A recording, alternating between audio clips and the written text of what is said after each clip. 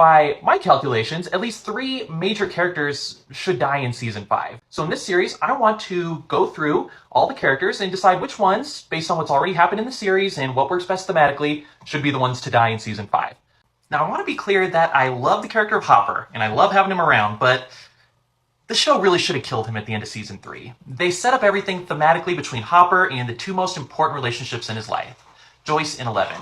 He had the perfect death scene where he is able to do the heroic act of self-sacrifice that saves the town. We're given the severe repercussions that death has on the characters, particularly Eleven. It would have been perfect, but then the show chickened out. They basically nuked any chance they have to actually kill Hopper in the future. I mean, how could they? They've already given the man his heroic death scene and emotional letter montage. Season 4 was arguably one long preparation for Max's death.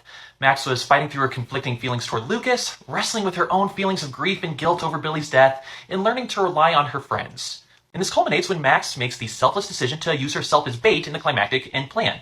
And just like Hopper, the show almost had Max die a hero's death and then chickened out. By leaving Max in a coma, they have essentially guaranteed that they're going to bring her back. Otherwise, why put her in the coma in the first place?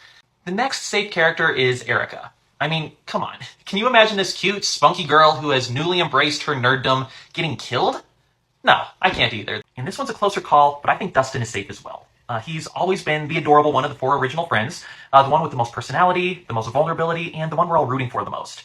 I get the feeling that if something happened to Dustin, fans would freak out like they would for no other character. There's no getting around this. Steven and Jonathan cannot both make it out of this season alive. One of them has to die. And I think it should be Jonathan who dies. Jonathan's story arc has been defined by a dogged feeling of responsibility for protecting his brother and his mother, even to Jonathan's own detriment, like refusing to join Nancy at college so he can stay home and protect his mother and brother. Season 4 clearly telegraphed that this false belief by Jonathan is about to tear Nancy and him apart. Now let's go to Steve.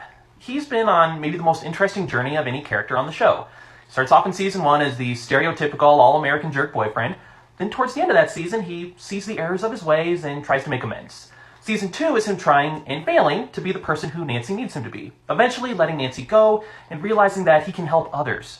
Season 3 brings Steve down to his lowest point, humbling him by making him sling ice cream in a sailor's suit. Then in Season 4, he seems to use that humility to finally be at peace with himself, and to finally, slightly ironically, finally become the right fit for Nancy.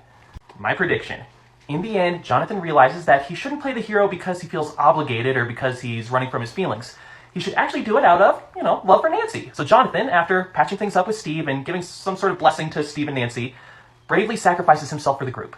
Nancy and Steve are both genuinely crushed by Jonathan's death, but this brings them together again, this time for good.